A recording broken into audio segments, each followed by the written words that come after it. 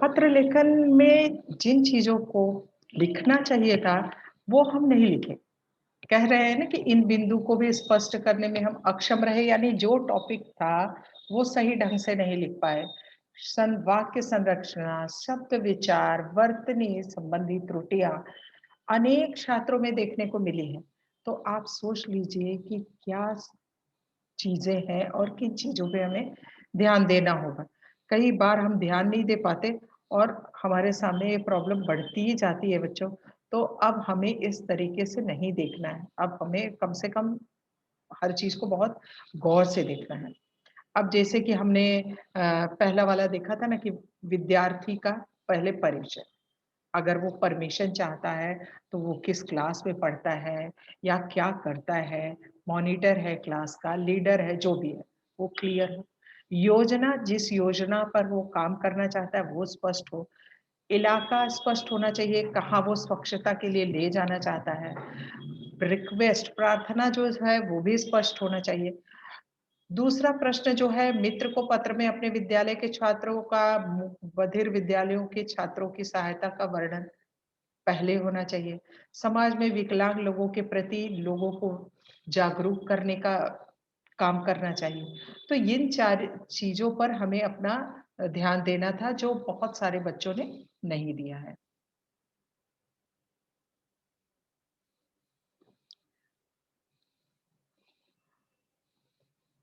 अब नेक्स्ट प्रश्न, आप सबको पता है अनसीन पैसेज हमारा होता है, जिसमें 5 प्रश्न होते हैं, 2-2 मार्क के होते हैं। और कई बार हम क्या करते हैं, इसी में से वो सारी चीजें हम तुरंत जैसे का तैसा लिख देते हैं, अपने ओन शब्द, ओन वर्ड का यूज ही नहीं करते, और यही हमारी बहुत बड़ी गलती होती है। तो बच्चों, ये अनसीन पैसेज आपके सामने प्रश्न, 2-2 मार्क के 5 प्रश्न, 10 मार्क वेटेज रहता है। पहला तथा दूसरी स्त्री अपने बेटे के विषय में क्या कहा, तीसरी स्त्री ने अपने बेटे को बृहस्पति का अवतार क्यों कहा, मतलब आंसर पैसेज है, इस तरीके के प्रश्न होंगे। अब बच्चों ने क्या क्या चीजों की गलतियां की, वो देखते हैं। सबसे पहले इस पे ध्यान देते हैं कि पहली स्त्री अपठित गद्यांश का उत्तर यहाँ पे उन लोगों ने लिख दिया, ये सारे उत्तर लिख दिए। अब बच्चे क्या करते हैं कि जो जैसा है वैसे ही लिख देते हैं, वैसा नहीं होना चाहिए, कुछ अपने ओन वर्ड्स का भी उपयोग करना चाहिए। अब आपका ग्रामर का 8 मार्क का ग्रामर आता है, सभी को पता है बच्चों। तो उस ग्रामर में बच्चा हमेशा पूछता है ना कि हमको कैसे पढ़ना चाहिए, इतना सारा ग्रामर है, हम कैसे लिखें, हम कैसे करें। और हम हमेशा कहते हैं कि बच्चों, जो चीजें आपसे पूछी जा रही है वो आप शुरू से पढ़ रहे हो, पर्यायवाची नहीं पढ़ते, कि विलोम नहीं पढ़ते हो, कि विशेषण बनाना नहीं पढ़ रहे हो, वाक्य शुद्ध, आप इतने सारे शब्द रोज पढ़ते हो, तो क्या आप उन शब्दों को ध्यान से पढ़ोगे तो वाक्य शुद्ध करना नहीं आएगा। मतलब ये बहुत ही नॉर्मल सी चीज होती है, और जिसमें बच्चा बहुत सारी गलतियां करता है। कभी आधा मार्क, कभी 1 मार्क, एक मार्क के प्रश्न में भी आधा मार्क मिलते हैं। तो वो जरा ध्यान से देखिए और एक एक शब्दों को बहुत अच्छी तरह से पढ़ो, और सब आपको आता है। अब देखो, 2 का विलोम लिखना है, तो क्या आपको इसमें से 2 का विलोम नहीं आएगा? अगर आपने पढ़ा है तो आपको जरूर आएगा। तो यहाँ पर पर्यायवाची शब्द है आपने। और हमेशा ध्यान रखिएगा कि बोर्ड में एग्जाम हो या स्कूल एग्जाम में हो, तो काफी ऐसी चीजें आती है। कई बार हम बहुत कठिन कठिन शब्दों को पढ़ लेते हैं और एग्जाम में बहुत सिंपल शब्द आते हैं। तो आप पहले, सबसे पहले जो सिंपल शब्द है उनको अच्छी तरह तैयार करिए, फिर कठिन शब्द बाद में पढ़िए। और इस तरह से इसमें, जैसे कि मुहावरे हैं, तो मुहावरे में वाक्य प्रयोग और वाक्य बनाने के लिए निर्देशानुसार परिवर्तन करने के लिए जो आता है वो 3 मार्क का रहता है, उस पर ध्यान रहता है। जैसे हम आपको लिंग बताते हैं, अनेक शब्दों के लिए एक शब्द बताते हैं, या वचन बदलने के लिए बताते हैं, तो ये सब जो टॉपिक पढ़ाते हैं वो आपको इसीलिए पढ़ाते हैं ताकि वाक्य में जब परिवर्तन करने के लिए हो तो आपको ये सारी चीजें आती रहे। अब इन सारी चीजों के लिए अब क्या है सुझाव? विलोम शब्द जैसे निर्मल के लिए कठोर, निर्दोष के लिए दोष, विजय के लिए पराजित, कीर्ति के लिए बदनामी या अपयश आदि शब्दों का प्रयोग किया है। और छात्रों का व्याकरण के ज्ञान के प्रति उदासीनता दृष्टिगोचर हुई। व्याकरण में ध्यान ही नहीं देते क्योंकि वो ये समझते कि 8 मार्क का आता है, ठीक है, अरे मैंने पर्यायवाची नहीं पढ़ा तो 1 ही मार्क गया ना। अरे विलोम भी गलत हो गया तो क्या फ़र्क पड़ता है, 1 ही मार्क्स गया। अरे अनेक शब्द के 1 शब्द नहीं लिखा, 1 ही वाक्य गलत हुआ। एक ही एक करके आपको 8 में से कभी 4 मिलते हैं, कभी 3 मिलते हैं, कभी 2 मिलते हैं, कभी 5 मिलते हैं। तो ऐसे नहीं, आप जब तक ये नहीं सोचेंगे कि हमको 8 में 8 मार्क्स लेने हैं, तब तक आपकी तैयारी नहीं ठीक ढंग से चलेगी। कुछ विद्यार्थी देखिए विशेषण का अर्थ ही नहीं समझ पाए, अतः उन्होंने वाक्य बना दिए, विशेषण का ही वाक्य बना दिया। कई-कई बच्चे हैं मात्राओं की गलतियाँ करते हैं, मात्रा सही नहीं लिखते। अधिकांश जैसे आप पर्यायवाची देखोगे, अरे मुहावरा देखोगे, आसमान से बातें करना, मुहावरे में भ्रमित होकर हवा से बातें करना, समझकर वाक्य बना दिया है। वर्तनी तथा वाक्य संरक्षणार्थ संबंधित त्रुटियां पाई। अब मुहावरे हर लेसन में मुहावरे होते हैं, मुहावरे हम कितनी बार पढ़ते हैं और स्पेशली आप लोग को समझाते भी जाते हैं पढ़ाते समय उसका अर्थ और वाक्य बनाना, फिर भी वो गलतियां होती हैं। तो देखिए बच्चों, आप ग्रामर को भी अच्छी तरह से पढ़िए और अच्छी तरह से अगर ध्यान देंगे तभी आप उसको अच्छी तरह से लिख पाएंगे। अब हमारा देखिए ये पूरा सॉल्व करके भी बताया है कि देखिए इस तरह से होना चाहिए। और अब हमारा दूसरा सेक्शन आ जाता है लेसन का।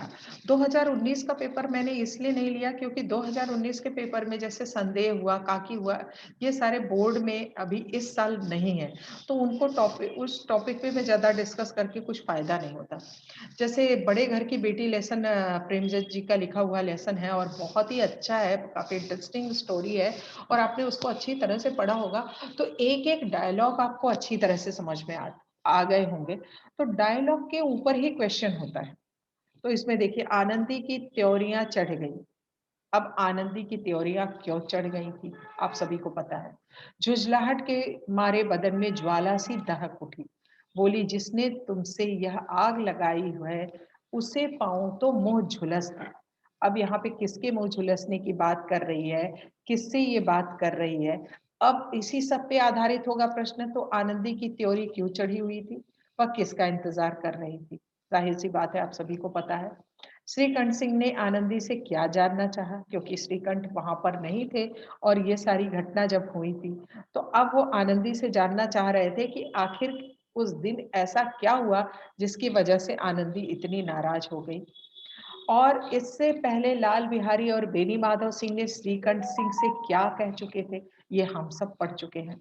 तो लाल बिहारी, बेनी माधव दोनों कौन थे और श्रीकंठ से उनका क्या संबंध था और उन्होंने किसकी शिकायत की और क्या कही, ये सारी बातें लिखोगे तभी ये लंबा चौड़ा थोड़ा आंसर होगा और ये 3 मार्क का है।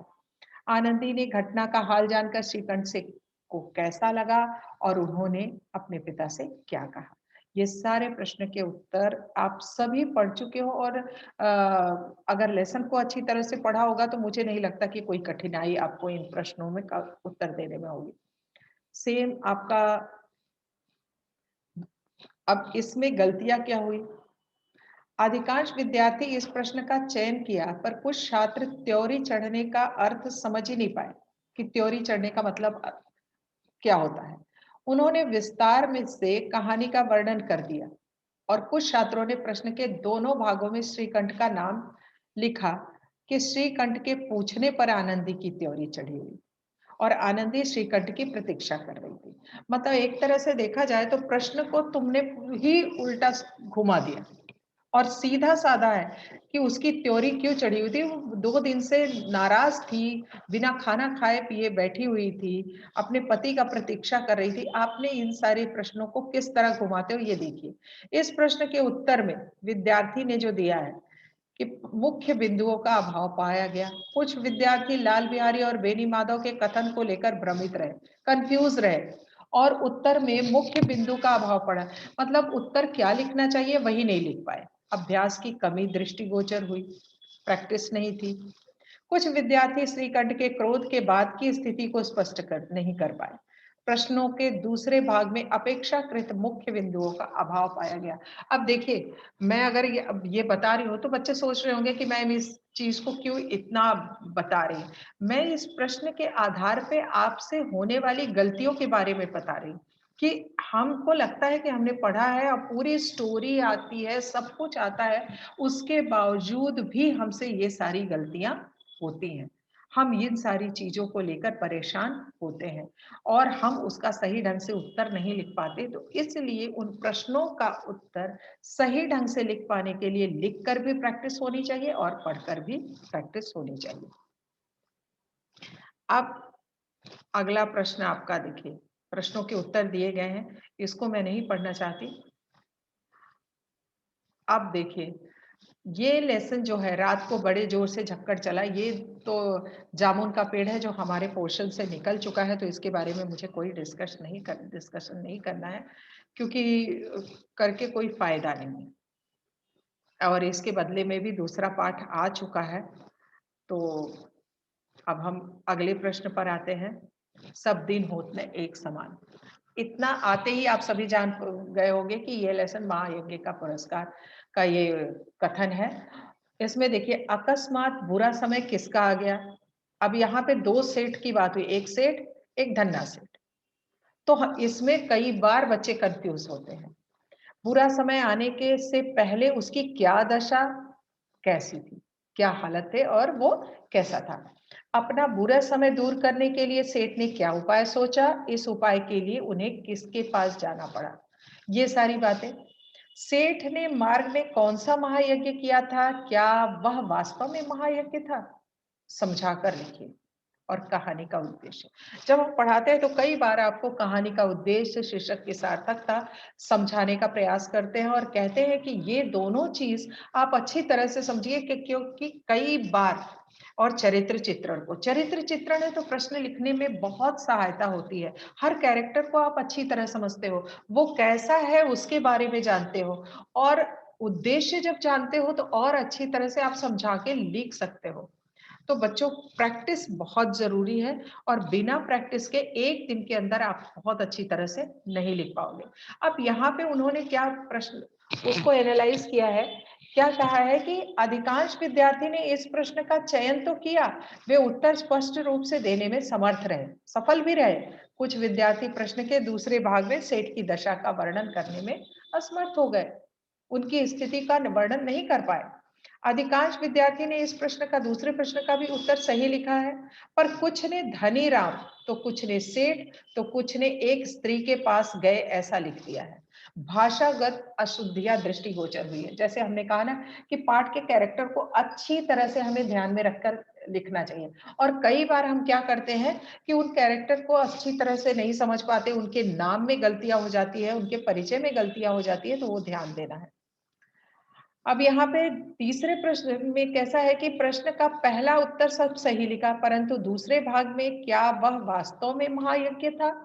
इस पर अपने विचार स्पष्ट रूप से देने में अक्षम यानी असफल रहे कि क्या सही में वो महायज्ञ था जो सेठ ने पहले किया था। महायज्ञ किसको धन्ना सेठ की पत्नी ने कहा, उस कुत्ते को रोटी खिलाने यानी उसकी मानवता को माना महायज्ञ। तो ये सारी चीजों को स्पष्ट करने में बच्चे उद्देश्य लिखने में अधिकांश विद्यार्थी पूर्णतः सफल नहीं हो सके। अधिकांश मतलब ज्यादातर विद्यार्थी इसके उद्देश्य नहीं लिख पाए। मुख्य बिंदुओं का अभाव पाया गया, विचारों में पुनरावृत्ति भी दोष दिखाई देगी। मतलब बार बार एक ही बात को आप लिखते जा रहे थे और भाषागत त्रुटियों का बाहुल्यता यानी बहुत सारे शब्दों गलत इधर उधर लिखे हुए थे। तो एक तरह से बच्चों, विदाउट प्रैक्टिस हम आपको कितना भी समझा लें, लेकिन अगर आप प्रैक्टिस नहीं करोगे तो मुझे नहीं लगता कि आपको इतनी सफलता मिलेगी। अब पोयम पोर्शन आता है, बहुत बच्चों का प्रोज है, पोयम नहीं होता, उनको एकांकी होता है, कुछ बच्चों को पोयम प्रोज होता है या पोयम एकांकी होता है। तो अब उसके बारे में देखें। भाषा लाठी में गुण बहुत है, ये शायद इस साल आपके बोर्ड में नहीं है, तो इसके बारे में इसलिए मैं ज्यादा चर्चा नहीं करना चाहती क्योंकि उसका कुछ फायदा नहीं है हमें। अब हम ये भी पोयम ऐसा है कि भिक्षुक, ये भी आपके इस साल बोर्ड में नहीं है, तो इसके बारे में भी ज़्यादा चर्चा नहीं करूँगी। अब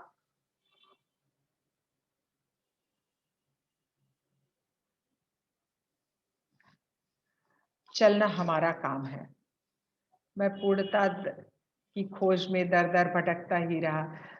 अब आपको क्या बोलूँ मैं, इस साल जो-जो पोर्शन में नहीं है, वो सारे पोएम हमें दिख रहे हैं, तो चलना हमारा काम है।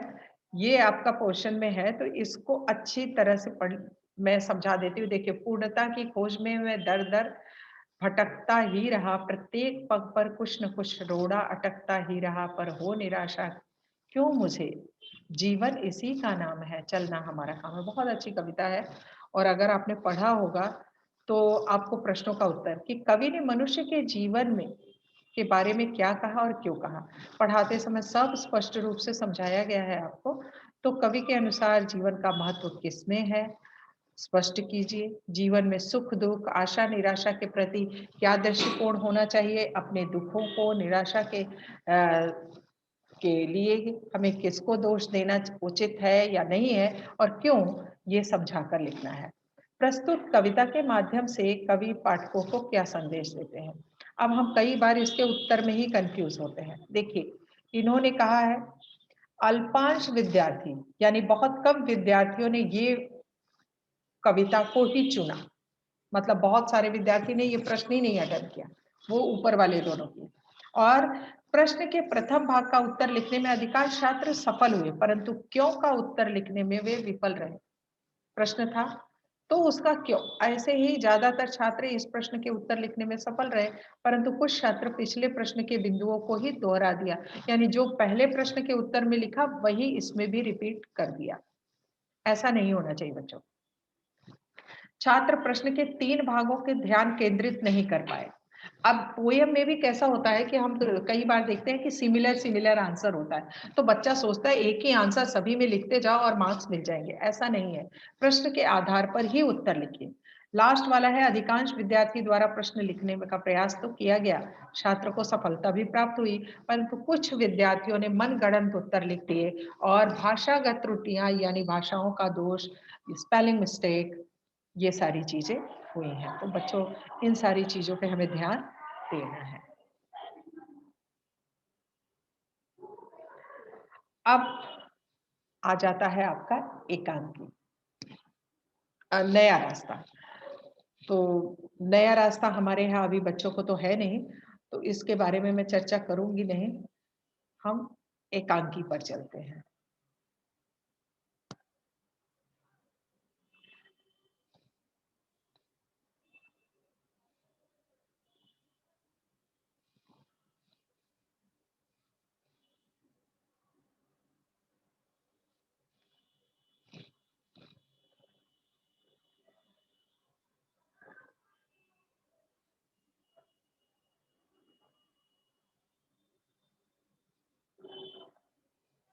अब आया हमारा एकांकी। पहला प्रश्न देख लीजिए, संस्कार और भावना से है। काश मैं निर्मम हो सकती, काश मैं संस्कारों की दास्ता से मुक्त हो पाती। आप देखिए कि सभी बच्चे एकांकी जब हों, तो सबसे पहले एकांकी के सारे कैरेक्टर लिख लीजिए। अब जैसे ये माँ का कथन है, क्योंकि वही कहती है, कुल धर्म और जाति का भूत मुझे तंग न करता, तो मैं अपने बेटे से न बिछड़ती। तो वक्ता कौन है, सीधा सा बात है। यह वाक्य वह किसे कह रही है, तो किसे कह रही है ये एक लाइन में लिख देंगे तो आंसर नहीं होगा। किन परिस्थितियों में भी कह रही है, ये भी लिखना होगा। तो यहाँ वक्ता श्रोता का सही रूप से पहचानना बहुत जरूरी है। एक मार्क उसी के लिए होता है, समझिए। उन्होंने वक्ता और श्रोता को वक्ता लिख दिया और वक्ता को श्रोता लिख दिया। कई बार ऐसी गलतियां भी होती है। दूसरा आपका जो प्रश्न है, वो है कि संस्कारों की दास्तां सबसे भयंकर शत्रु है। इस कथन एकांकी में किसका है, उसने ऐसे क्यों कहा है। हमें लगता है कि अगर बच्चे पढ़े हैं तो ज्यादातर बच्चे तो भ्रमित हो जाते हैं, कंफ्यूज हो जाते हैं कि किसने कहा है। किसका कथन है, अविनाश के स्थान पर अतुल अथवा मां ने लिख दिया है। एकांकी तथा प्रश्न ध्यान पूर्वक न पढ़ने की लापरवाही दिखाइए। एकांकी को बहुत ध्यान से नहीं पढ़ा है, उसको गौर से नहीं पढ़ा है, ये वक्ता और श्रोता और प्रश्नों के उत्तर में कई बार ये कंफ्यूजन बच्चों को दिखाई दिया है। यानी ये अगर लोगों ने ये समझा है और ये लिखा है, तो इन बातों पर हमें ध्यान देना होगा, गौर करना होगा कि हमें भी ऐसी गलतियां हमसे ना हो। और जैसे कि अधिकांश छात्र इस प्रश्न का सटीक उत्तर देने में अक्षम रहे, थर्ड प्रश्न का अनावश्यक विस्तार करते बच्चों को कभी कई बार ऐसा लगता है कि वो बहुत बड़े बड़े उत्तर लिखेंगे, शायद उनको बहुत अच्छा पर की पॉइंट, की वर्ड, उनके जो सही पॉइंट है उनको आपने नहीं लिखा तो आप पूरी कहानी लिख दो, उसका कोई सेंस नहीं बनता है बच्चों। तो उन चीजों पर ध्यान देना है। चौथा जो है, प्रस्तुत एकांकी द्वारा एकांकीकार ने क्या संदेश दिया है। हम लोग हमेशा कहते हैं शीर्षक की सार्थकता, संदेश, उद्देश्य। तो उद्देश्य में भी संदेश छुपा होता है, आप सभी जानते हो। तो आप देखो कि अधिकांश छात्रों ने इस प्रश्न का उत्तर, सटीक उत्तर लिखा है, परंतु कुछ छात्र मुख्य बिंदुओं पर, मुख्य पॉइंट्स पे चर्चा करने में सफल नहीं रहे और भाषा की गलतियां तो भर भर कर हुई है। बाहुल्य रहा, यानी ज्यादातर भाषाओं की गलती रही है। अब नेक्स्ट क्वेश्चन, अब इन प्रश्नों का उत्तर पढ़कर तो महाभारत की सांझ का ये प्रश्न है और इस बार आपके पोर्शन में, मतलब इस बार बोर्ड में ये नहीं आने वाला है, यानी पोर्शन में नहीं है, तो इसके बारे में मैं चर्चा नहीं करना चाहती।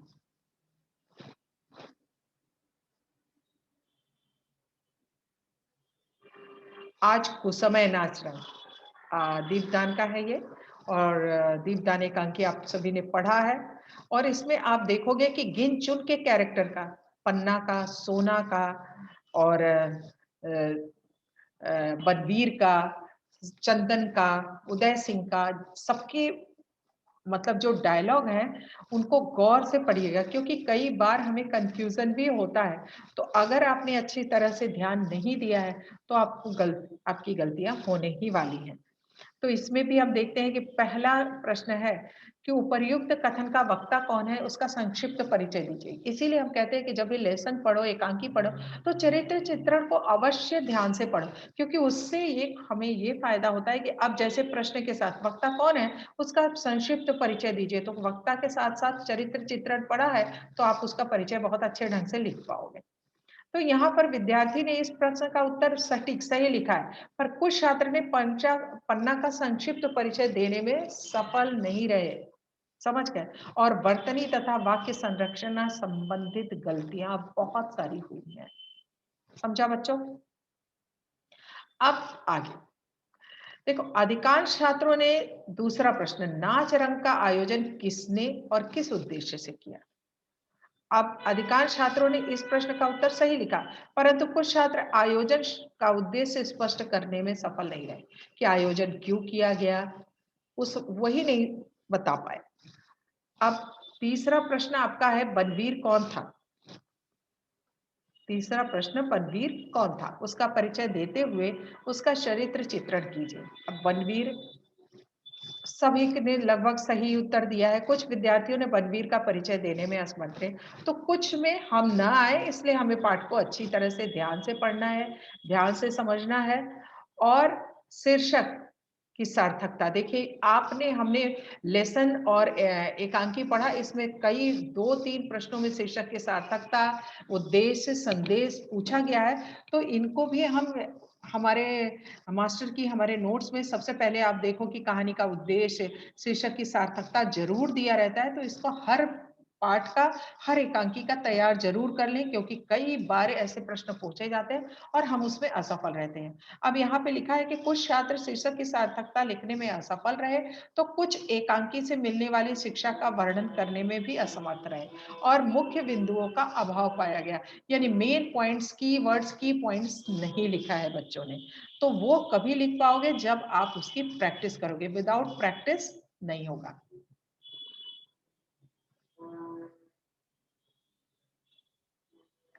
और अब जनरल कमेंट क्या है वो हम देख लेते हैं। जैसे प्रस्ताव लेखन के लिए चित्र को समझने में कुछ छात्रों ने सर्व शिक्षा पर तो लिखा, पर कुछ ने कंप्यूटर पे लिखा। पत्र लेखन में कुछ छात्र स्पष्ट करने में सफल रहे कि मूक बधिरों की सहायता कैसे की, इस बात को नहीं सफल लिख पाए। मतलब पूरा जो जनरल सारे बच्चों के पेपर करेक्शन के बाद जो समझ में आया है, जो एनालिसिस किया गया है, वो लिखा है और उसको हमें ध्यान देना है। क्वेश्चन 3 में बच्चों को अपने माता-पिता के साथ कैसा व्यवहार करना चाहिए, ये समझाने में सफल नहीं रहे। मुहावरा आसमान से बातें करना नहीं बराबर लिखा है बच्चों ने। वाक्य परिवर्तन सही नहीं ढंग से प्रस्तुत कर पाए। त्योरी चढ़ने का अर्थ ही समझने में सफल नहीं रहे। तो बच्चों ये बता दे रही हूँ, इस बार आपके पोर्शन में है तो त्योरी चढ़ने वाला लाइन अच्छी तरह से समझ लेना। लाल बिहारी और बेनी माधव सिंह के कथन अच्छी तरह नहीं स्पष्ट हुआ। श्रीकंठ के क्रोध की स्थिति का वर्णन अच्छी तरह नहीं कर पाए। और इस दोनों लेसन के बारे में तो ज्यादा नहीं बोलूंगी मैं, क्योंकि जो हमारे पोर्शन में नहीं है, मैं उसके बारे में नहीं ज्यादा बात करनी चाहिए। अब एकांकी पर हम चलते हैं। छात्र को अब सजेशन देख लीजिए। छात्र को एकाग्रचित होकर विषय का अध्ययन करें। प्रश्न पत्र को ध्यान पूर्वक पढ़ें। दिए गए विकल्पों में से प्रश्न का चयन सोच समझ के करें। किसी के कहने पर या इजी है और मैं लिख लूंगा, ऐसा सब ना करें। भाषा सुंदर बनाने के लिए उच्च कोटि की पत्रिकाएं, उपन्यास ध्यान पूर्वक पढ़ें। जिसको मैं आपको पढ़ने के लिए नहीं, कम से कम सुनिए। अगर अच्छी स्पीच हो हिंदी में, अच्छा न्यूज़ आ रहा हो, तो वो सब सुनने से भी बहुत सारे शब्द सुनते-सुनते भी हमारे समझ में आते हैं। और निबंध में भूमिका, मध्य भाग, उपसंहार पर ध्यान दें। समझ लीजिए कंक्लूजन। प्रारंभ से लेकर पूर्व तक बच्चा सोचता है स्टार्टिंग अच्छा करूंगा, एंड अच्छा करूंगा, बीच में कचरा लिखूंगा, ऐसा नहीं है। टीचर सब समझता है और हर जगह वो ध्यान देता है, तो ये ध्यान आप भी लिखने में भी रखिए। 8 से 10 मुख्य बिंदुओं का समावेश पर ध्यान दें। मुहावरे, कहावतें, कविताओं की पंक्तियों द्वारा भावाव्यक्ति करें। मतलब आप लेखन अगर लिख रहे हो तो उसमें मुहावरों का प्रयोग करो। आप कविताओं की पंक्तियां लिखो, कुछ कहावतों का प्रयोग करो, कुछ कोट्स लिखो, तब आपका निबंध प्रस्ताव लेखन में पढ़ने में आनंद आएगा। और जैसे भी हो, आप विभिन्न विषयों पर प्रस्ताव लेखन को प्रचुर मात्रा में, यानी बहुत ज्यादा मात्रा में उसका प्रैक्टिस करें। बारी-बारी से विचारात्मक, वर्णनात्मक, विवरणात्मक, भावात्मक, कहानी लेखन, चित्र पर आधारित निबंधों का भी अभ्यास करें, प्रैक्टिस करें, तभी आपको आएगा बच्चों। अपठित गद्यांश को भी 2-3 बार पढ़ें और तब लिखें। पत्र औपचारिक हो, अनौपचारिक, बार-बार उसका प्रैक्टिस करते रहिए और प्रैक्टिस करने से ही आप अच्छी तरह से लिख पाओगे बच्चों। एक दिन में आप सोचो कि मैं सिर्फ सरसरी नज़र से एक बार नोट्स खोला और पत्र लेखन देख लिया, तो नहीं। हम उसको बताते समय भी बताए थे कि कई बार फॉर्मेट ही गलत लिखते हो। व्याकरण को बार-बार लिखित और मौखिक अभ्यास करें। गत वर्षों में प्रश्न पत्र हल करें। पिछले आपके एमटी के जितने क्वेश्चन पेपर रहते हैं, आपके पास बहुत सारा संग्रह भी होगा, स्कूल का होगा, फ्रेंड से मांग लीजिए। और उन प्रश्नों में जो ग्रामर है वो बार-बार प्रैक्टिस करो। और उससे क्या होगा कि आपको आइडिया आएगा कि आप कितने मार्क्स गलत कर रहे हो, कौन से टॉपिक में आपकी गलतियां ज्यादा हो रही हैं। कक्षा में पढ़ाए गए पाठ को बार-बार दोहराएं, मुख्य बिंदुओं पर रेखांकित कर लें, याद कर लें, प्रश्न उत्तर में नियमित अभ्यास करें और दुविधा होने पर अध्यापक से पूछें, यानी पूछ सकते हैं हमसे एनी टाइम। और अब तो ऑनलाइन है तो आप कभी भी पूछ सकते हो, समय की कोई पाबंदी नहीं है। प्रश्न पत्र हल करते समय प्रश्न के सभी भागों पर ध्यान दें। उत्तर अलग-अलग अनुच्छेद यानी पैराग्राफ में लिखें। अपने उत्तर में अधिक से अधिक बिंदुओं का समावेश करें। प्रश्न पत्र में प्रश्न को के निर्धारित अंकों के आधार पर मुख्य बिंदुओं की संख्या कर अपने उत्तर में समावेश करें। लेखन कार्य में स्वच्छता अनिवार्य है, अतः इसका ध्यान दें। देखिए बच्चों, हमारा काम है कि आपको हम समझाते जाएंगे, लेकिन मेन लिखने का काम आपका ही है। लिखोगे आप, तो लिखोगे कब आप? जब आप पढ़ोगे। तो मुझे लगता है कि आपको अच्छी तरह से पढ़ना चाहिए, लिखना चाहिए। तो अ, एक तरह से बच्चों मैं यही आपको समझाना चाहूंगी कि प्रश्न जब भी आप पढ़ो, ध्यान से पढ़ो, उत्तर जो भी पढ़ो, क्योंकि पूरे साल पढ़ने के बाद अगर आपने प्रश्न अच्छी तरह सॉल्व नहीं किया, पेपर अच्छी तरह से नहीं लिखा, तो मार्क्स अच्छे नहीं मिलेंगे और मार्क्स अच्छे नहीं मिलेंगे, तो आप जानते ही हो कि मन आप भी दुखी होते हो, आपके पेरेंट्स भी दुखी होते हैं, इतना फीस भरने के बावजूद, इतने गाइड करने के बावजूद, आपको इतना समझाने के बावजूद भी अगर आप पढ़ाई पे ध्यान नहीं देते हो और अच्छी तरह से लिखते नहीं हो, तो आपके साथ-साथ आपके परिवार को, आपके शिक्षक को, सबको ये चीज़ें दुखी करती हैं। तो इस तरह से बच्चों, मैं कहूँगी कि आप इस तरह से आप अच्छी तरह से अपना प्रश्न पत्र लिख सकते हो और अच्छे नंबर आपको भी खुश करेंगे, हमें भी खुश करेंगे, आपके पेरेंट्स को भी खुश करेंगे। तो और आपके अच्छे कॉलेज की सपने भी आप देख सकते हो। अच्छे नंबर आएँगे तभी आपको अच्छा कॉलेज मिलेगा। तो मेरी तरफ से बच्चों बेस्ट ऑफ लक। आप अच्छी तरह से पढ़ो, अच्छी तरह से इसीलिए मैंने सारे प्रश्नों को विस्तृत ढंग से पढ़ा है, विस्तार पूर्वक आपको समझाया है, ताकि आपको ये ना लगे कि आप को इसमें प्रॉब्लम है, ये हम कैसे करें, वो हम कैसे करें। तो इन चीज़ों को पढ़ने के बाद आपको ये चीज़ हमने ये समझा दिया कि आप देखिए पढ़ने के साथ-साथ किन-किन चीज़ों पर ध्यान करें और क्या-क्या गलतियाँ होती हैं, उन गलतियों को ना दोहराएँ। बाकी धन्यवाद और अगर कुछ भी आपको कठिनाई होगी तो उसकी सहायता के लिए हम हमेशा मौजूद हैं। थैंक यू बच्चों।